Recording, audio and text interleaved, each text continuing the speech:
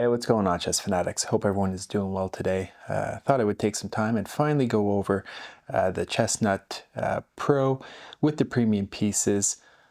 Very nice pieces, I've got to say. I've been living with the board for the last 3-4 months. I've got some other Chessnut products, and they've all worked remarkably well thus far.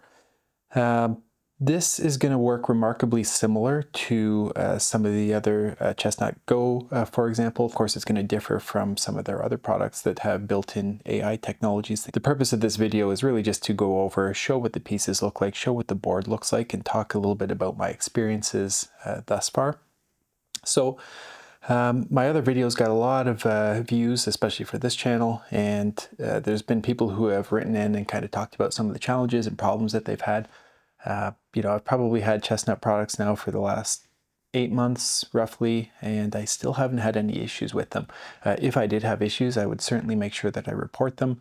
I do have problems with their products in general, but they're very superficial, I'll say. Nothing has really affected the core technologies. Yeah, so a couple of the issues that I have with the Chessnut Pro version at this point in time are really going to be relegated to what the board looks like. Again, the Chessnut Go itself, I got the impression that there was like a opaque kind of film over it, and it just didn't seem to have the contrast or pop I was looking for. This board is similar in that respect. It is a lighter contrast. I'm sure it's just a design or an aesthetic choice, but to me, I would prefer something with a little bit more pop. So for example, if you take a look at these pieces, these are beautiful. I absolutely love the color of these pieces.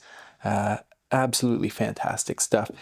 It would be a little bit better if the board, especially the darker squares, matched just a little bit more, I think.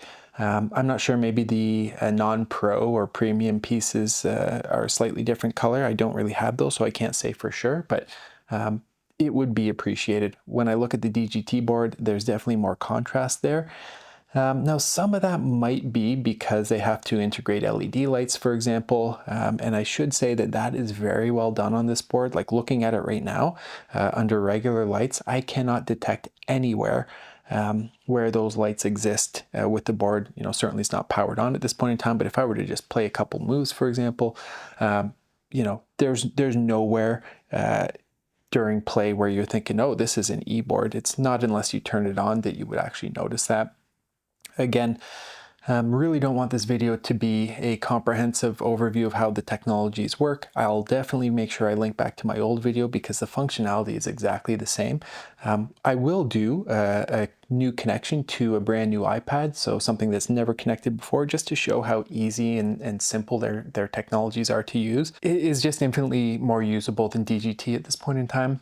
I wish that weren't the case. More competition would be better, but DGT has always just failed to impress. Now, having said that, they're all beautiful boards. If you own one of them, certainly you should consider yourself lucky. They are fantastic in regards to Chessnut and their technology. They're really packaging everything together that I think a regular chess enthusiast would really need to be able to enjoy it. People want, that quick connection. They want it to work with their PCs. They want it to work with their phones, especially, tablets, things along those lines. And they get it, man. Chessnut just is able to produce products that just seem to work effortlessly. It's almost as if it's designed, I think, to work with Apple products, whereas it seems like it's an exclusion when you look at some of the other technologies. And so I definitely appreciate that. We will definitely take a look again at some of the close-ups of these pieces. I'll show some of the overviews of what those pieces look like next to some other famous sets. Certainly, I have some very nice Staunton sets that I'll compare it to. I'll show some nice close-ups in comparison to the DGT pieces, but there's no getting around the fact that these pieces are beautifully carved. Very, very happy with how they look. The board itself, again, while I think the construction of the board could be, more contrasty, the functionality is great. Build quality wise, it does seem a little bit more accessible under the bottom. There seems to be a partition that goes underneath that to access the technology. I'm not sure if it's going to be repairable or not. But hopefully I'll never really run into those issues. But certainly if I do run into those issues, I'll let you guys know. A couple caveats that people have just tossed out in regards to some of the issues that they've experienced with their Chessnut stuff. Some people have mentioned that if it's around electronic devices or magnets, things along those lines, maybe that can affect the board. So if you are using it, maybe put a little bit of space in between it. People have reported that that seems to have fixed some of those problems. I haven't had any problems with any of the intermittent LED issues that some other people have experienced within their Chessnut Go specifically. Again, I think the software that runs this is probably the exact same that runs the Go itself. So both the Pro and the Go likely are using exactly the same stuff under the hood. So that's why I'm really not going to detail the functionality, but I just want to state again, it has been remarkably good. I really haven't run into any issues. Again, I would definitely let you know if I had. I'm certainly under no obligation. I paid for this board. So that's kind of the overview of the board at this point in time. I just wanted to set up the board today, go over what it looks like, get some shots of how it feels to play, and just talk about my experiences, because I've had DGT products for, I don't know, maybe 8 years now at this point in time, and I've had Chessnut products going on probably 8 months, so a lot less time with this. I gotta say, I'm just continually impressed by what they're putting out at this point in time. Now, not to say that they don't have their faults, they might, but I just haven't experienced them at this point in time. So as it stands, this is an absolutely beautiful board. Really, really happy with it. It's a lot of fun to use. Again, it never seems to mess up. It just works the way that one would expect. Chess Fanatics, here we are. This is the final test. We're taking a look at the Chessnut Pro. And we just fired up the app here. Have not connected this board to this iPad. This is a brand new iPad. And last time we did this, it was actually with the Chessnut Go anyway. So we're gonna just turn it on here, give it a second. I think it's a bit of a long hold, and the light should go green basically, and the board should be powered up. Now it should be, I believe, going into Bluetooth mode. So we'll hit the little Bluetooth there, and hopefully we'll be able to connect up to the board. Yeah, okay, so there we have it. You can see it just connected up without any issues. We have the LEDs off. Let's turn them on.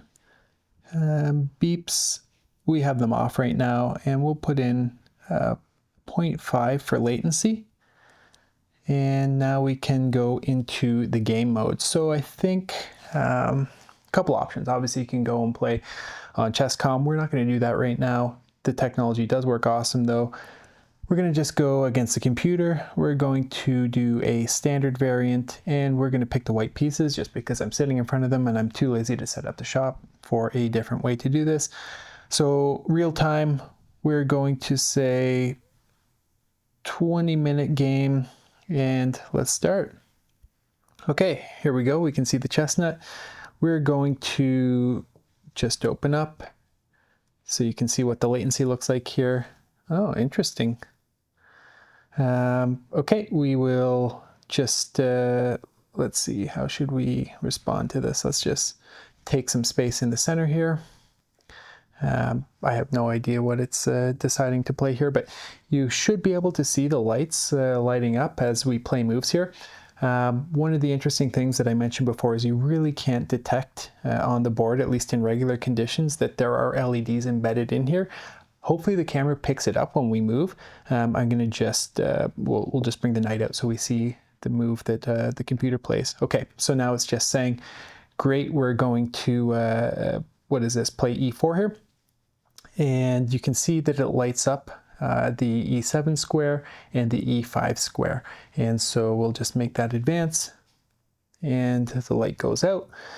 To capture, obviously you can just swipe it off. You could pick up the piece and then capture with the pawn, for example, and the computer, I'm assuming, will respond back.